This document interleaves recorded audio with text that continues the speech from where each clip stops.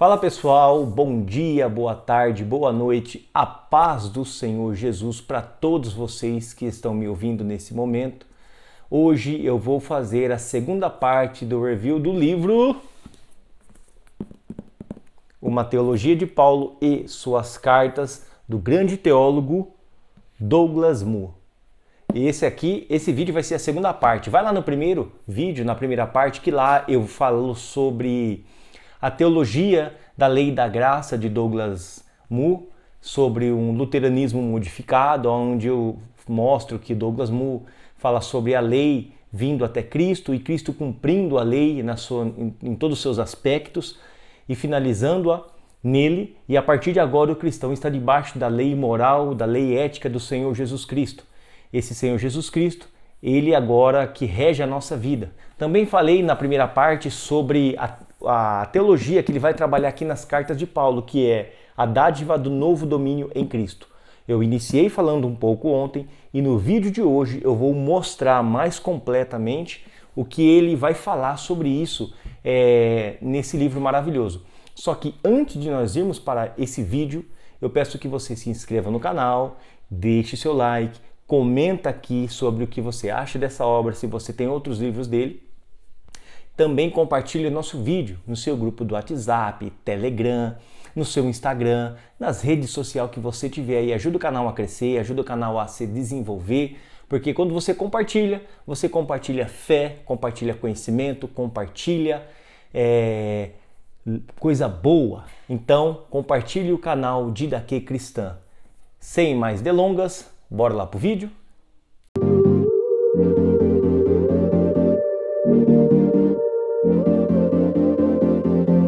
Bem pessoal, sem demora, vamos agora aqui então, quero mostrar o conteúdo para vocês rapidinho. Vou abrir aqui sem enrolação, sem nada. Bem, eu quero mostrar aqui no capítulo 2, no capítulo 2, irmãos, ele vai trabalhar a forma do pensamento de Paulo. Ele vai trabalhar o que influenciou a formação de Paulo, os seus escritos, o que influenciou, o que na sua cultura literária exerceu essa influência em Paulo. Ele vai mostrar isso aqui, ó. Bem aqui nessa parte aqui, ó, influências, ó, influências formativas. Aqui, beleza? Só que o que eu quero ler para vocês é aqui em cima. Ó, aqui ele está falando que foi Jesus Cristo que influenciou Paulo. Ele diz assim, ó, foi esse evento cuja relevância ficou clara para Paulo em sua conversão que gerou a teologia de Paulo, ou seja, Cristo gera a teologia de Paulo. No entanto, ou seja, além de Cristo, Paulo desenvolveu sua teologia em constante interação com várias influências que moldaram o seu pensamento ali, né, que a moldaram. Mais notavelmente, o Antigo Testamento influenciou Paulo, o pensamento judaico veterotestamentário do Segundo Templo influenciou Paulo, o ensino cristão primitivo e o ensino de Jesus. Então, Antigo Testamento, judaísmo do Segundo Templo, ensino cristão primitivo e Jesus influenciaram Paulo e sua teologia. Aí ele vai começar a trabalhar um após o outro, isso aqui, ó. Ele vai começar a trabalhar.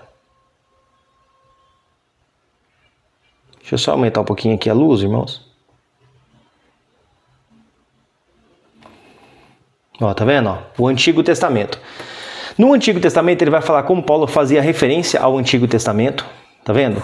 Aí ele vai falar aqui quais são as referências e citações explícitas que Paulo faz do Antigo Testamento. Aí ele vai falar que Paulo se refere a pessoas, acontecimentos e instituições do Antigo Testamento. Ok? Então vou deixar assim para vocês lerem, ó. Eu não vou ficar passando, lendo tudo, senão vai tempo demais, ok? Aqui, ó, é a forma de referência de Paulo falar ao Antigo Testamento. Ele vai te falar que também Paulo usa a linguagem da Antiga Aliança apenas uma vez, em 2 Coríntios 3,14. Mas quando ele usa essa linguagem, ele não tem o mesmo sentido que nós temos hoje. Ele vai falar que é uma maneira de Paulo se referir ao cânon do Antigo Testamento.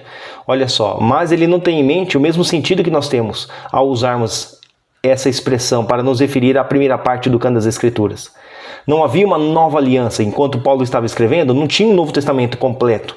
Ou um Novo Testamento no sentido que nós pensamos hoje. Ele vai falar que Paulo se refere apenas ao que chamaríamos de Antigo Testamento ou Escrituras e assim por diante. Tá aqui, ó. Deixa eu virar a folha aqui, bora lá. Aqui ele vai falar são as alusões e os ecos que Paulo fazia ao Antigo Testamento. Tá vendo? Ó. A ausência de citação em algumas cartas de Paulo não significa que essas cartas não tenham sido influenciadas pelas Escrituras. O apóstolo tem muitas outras formas de trazer as Escrituras à sua formulação teológica. A mais notável delas é a alusão que poderíamos definir, em linhas gerais, o que é alusão? Como uma escolha consciente e intencional de linguagem que tem o objetivo de chamar a atenção dos ouvintes ou leitores para um texto ou para uma série de textos nas Escrituras. Então Paulo faz uma alusão. Aí...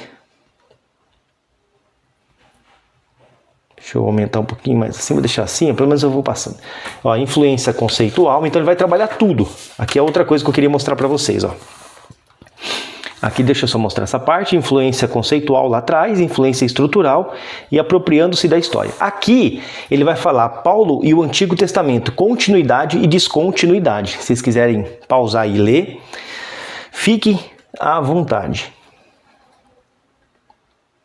O que eu quero ler para vocês, se vocês quiserem ler desde o começo, fica à vontade, mas eu vou ler só esse trecho aqui, ó. A apropriação paulina das Escrituras é às vezes adota, técnicas de apropriação populares na época de Paulo. Então Paulo usa técnicas da sua época para escrever, mas obviamente ele diverge da maioria dos seus contemporâneos judaicos no segundo quesito.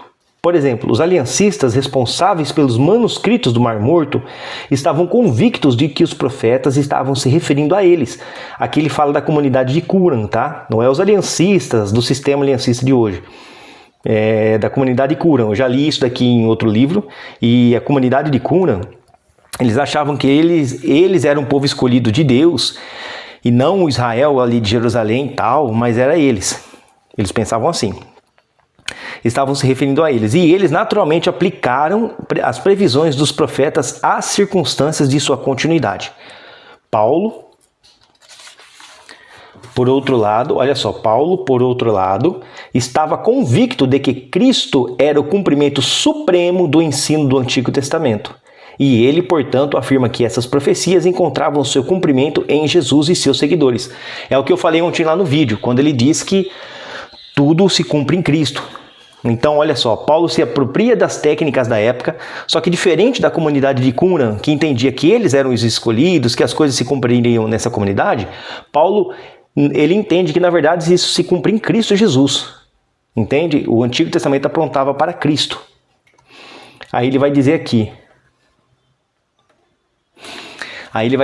Ó, deixa eu dar um zoomzinho aqui. Aumentar a luz aí, que tem que mexer toda hora, pessoal. Ó.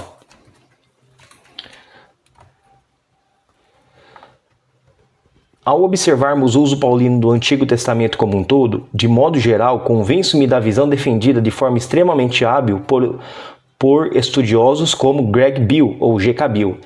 Em geral, Paulo mostra sensibilidade ao contexto e ao significado das passagens do Antigo Testamento que ele cita e às quais alude. Aí vocês podem continuar lendo aí. Ó, tá vendo? Quero ler só mais um pedacinho aqui para vocês, ó.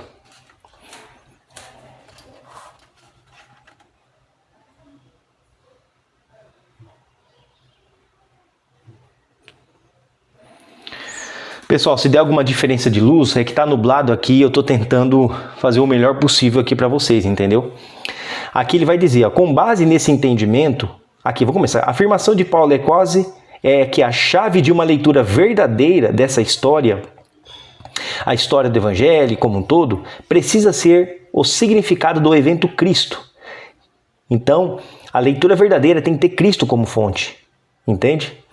É a cruz que lança luz para trás sobre o que o Antigo Testamento sobre o que o Antigo Testamento, em última instância, significa. Então, a cruz de Cristo, você tem que olhar para trás no Antigo Testamento e você vai começar a entender o Antigo Testamento para quem ele apontava. Com base nesse entendimento da história inteira e especialmente à luz de sua consumação em Cristo, Paulo com frequência descobre o que poderíamos chamar de sentido pleno ou sensus plenior no Antigo Testamento. Esse sentido pleno geralmente tem relação orgânica com o sentido original e pode ser visto como adequado à luz dos axiomas hermenêuticos que Paulo assume. Olha aí, você pode continuar lendo, ó.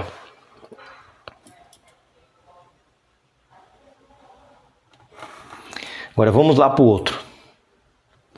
Quero mostrar aqui agora para vocês o capítulo 17, o centro do novo domínio. As boas novas sobre Jesus Cristo são o centro do novo domínio que Paulo celebra e proclama. E lembra que eu falei ontem sobre isso daqui, que é isso que ele vai trabalhar aqui nesse livro e a forma que ele entende a relação de Cristo, a lei e assim por diante. Hoje nós estamos no novo domínio, que o centro desse novo domínio é Cristo. Como já argumentei, estar em Cristo constitui a rede que conecta vários pontos da teologia de Paulo. Então, essa expressão aqui em Cristo conecta muita coisa do pensamento de Paulo. Aqui ele vai trabalhar contexto, ele vai começar com o tema do Evangelho, trabalhando contexto. Aí ó, vocês podem ler, para aí ler, e assim por diante, ok? Vai trabalhar várias coisas. Ó. Deixa eu pular para frente, e aí... Então, qual que é o centro que ele entende que nós estamos hoje? Cristo Jesus é o novo domínio. Aí ele vai falar aqui agora a inauguração desse novo domínio, no capítulo 18. Ó, a inauguração do novo domínio.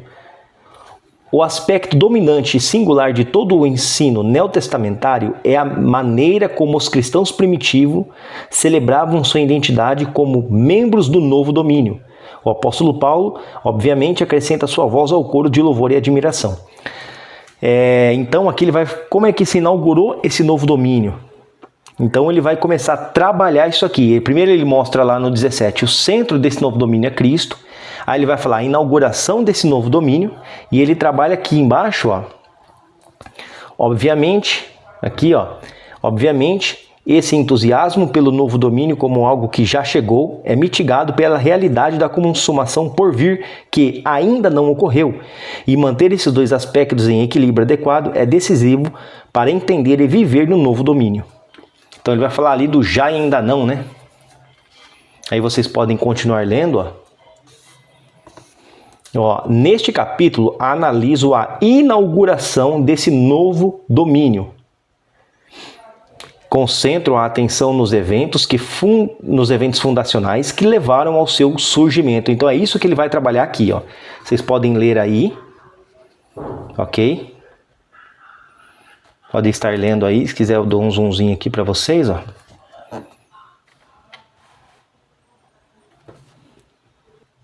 Olha que interessante aqui, ó.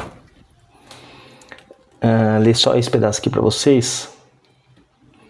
No entanto, as situações pastorais que Paulo aborda significam que, em geral, sua atenção está no ingresso dos cristãos nesse novo domínio.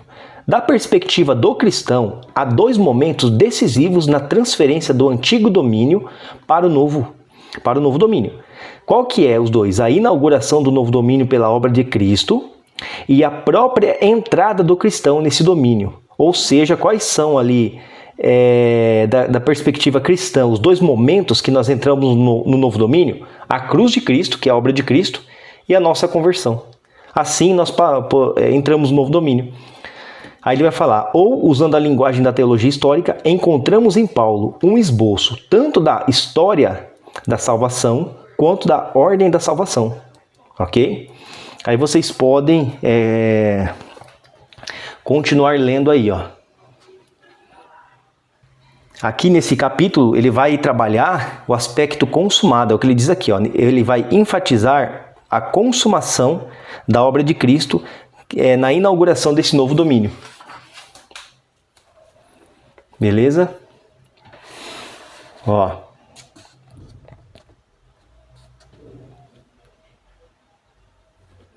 Aí, e aqui ele vai trabalhar a graça divina, tá vendo? A fidelidade de Cristo, ó. A fé de Cristo, tá vendo? Ó, a fé de Cristo, a fidelidade e assim por diante, ok? Vou pular lá para frente. Aqui no capítulo 19, ele vai trabalhar o antigo domínio, o contexto das boas novas, tá?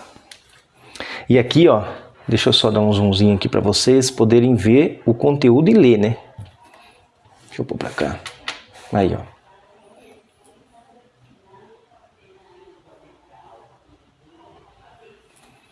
Ó, como deixo claro na página 35 e 37, os adjetivos antigo e novo nessas designações precisam receber sua plena extensão. Ó, deixa eu achar aqui para vocês. Ó, e também nós anteriormente estávamos no domínio da carne, com o pecado e a lei operando juntos para infligir a morte. No entanto, agora servimos conforme o novo modo do Espírito. Todavia, o contraste não é puramente temporal. Abraão experimenta a justiça de Deus pela fé e Davi recebeu o perdão dos pecados muitos anos antes da cruz. Enquanto as pessoas depois da cruz, que não abraçam seu poder salvador, permanecem prisioneiros do pecado e da morte. O antigo domínio recebeu um golpe fatal, mas continua exercendo poder até o dia em que o novo domínio estiver plenamente em agir. Então, qual que é o antigo domínio? Ele mesmo já responde aqui. Ele diz aqui em cima, ó, esse novo estado de coisas que estou chamando de novo domínio pressupõe que a maneira como o mundo existe atualmente não oferece essa esperança para as pessoas. Então, o pecado, a escravidão ao pecado, a morte é esse antigo domínio. E hoje em Cristo, a graça, a vida, a salvação é esse novo domínio. Olha aí. Diminuir um pouquinho a luz, acho que vai ficar bacana assim. Aí, deixa eu diminuir um pouquinho, tá vendo? Esse livro é muito bom mesmo.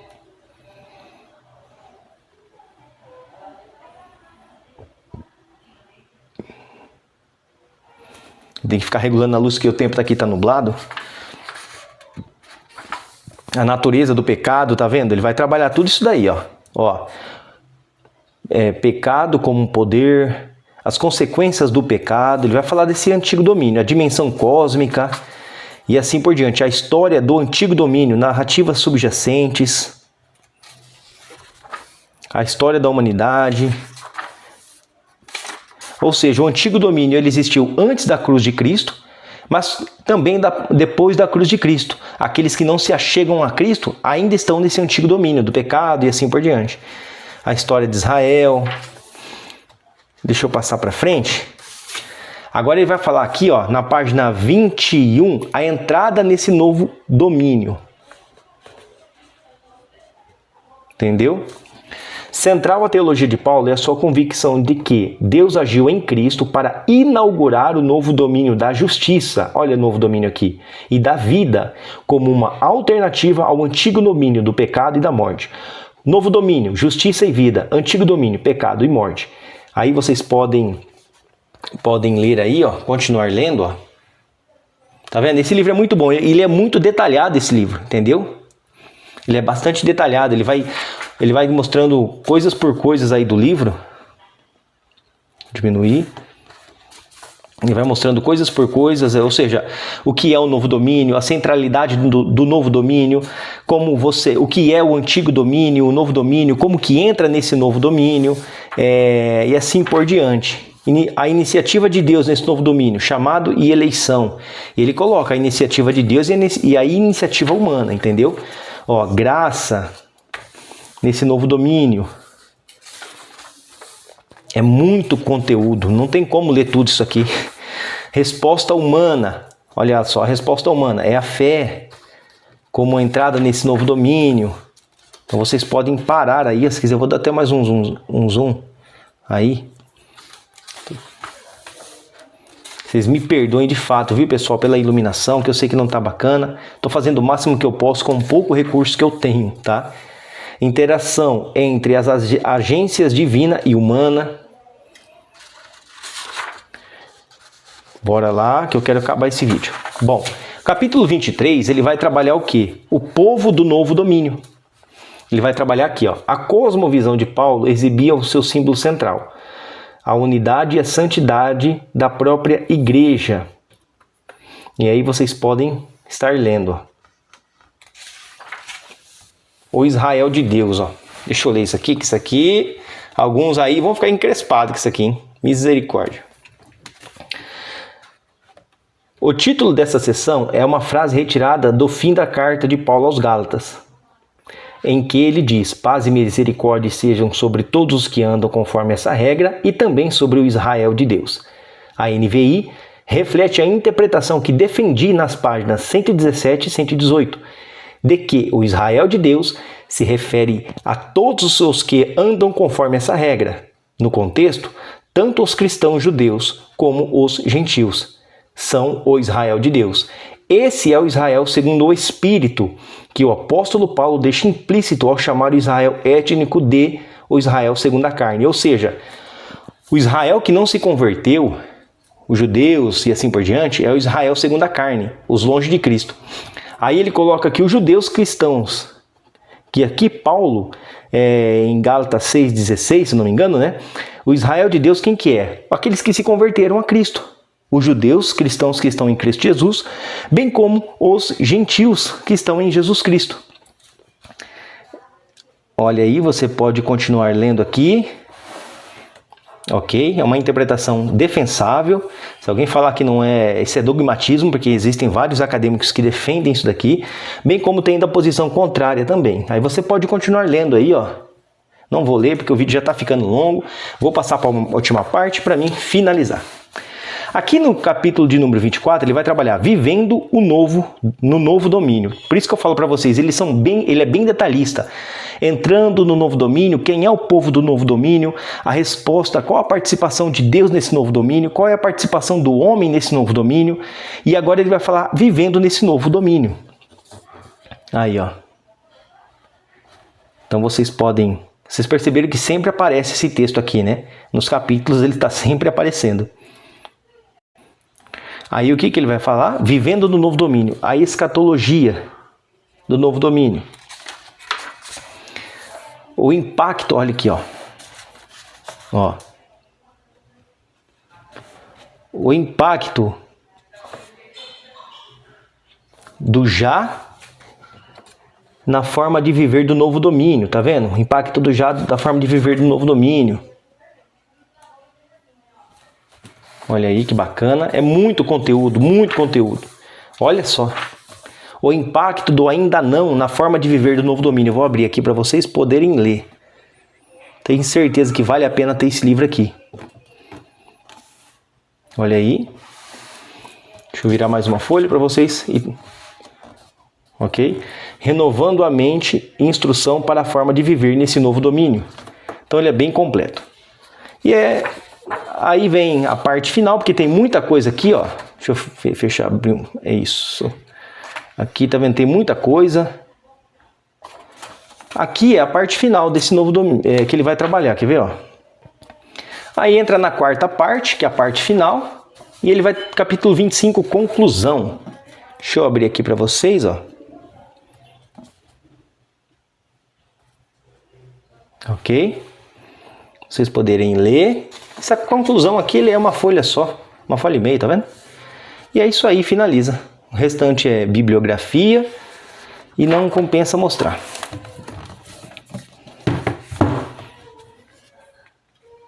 Beleza, pessoal? Esse aqui é o vídeo. Eu super recomendo vocês comprarem esse material. Então, como eu falei para vocês, até o que ele vai desenvolver aqui é o novo domínio em Cristo Jesus, nas cartas de Paulo. É um grande teólogo, um grande livro. Então, é isso aí, pessoal. Eu queria apresentar para vocês esse livro. Eu tentei fazer o melhor que eu podia, dentro das condições que eu tinha. Muito obrigado para você que ficou até aqui. Não esqueça de compartilhar o nosso vídeo, se inscrever no canal, deixa seu like, deixa seu comentário e compre. Você vai ser enriquecido com essa obra. Compre ela. Deus abençoe vocês e até o próximo vídeo. Tchau!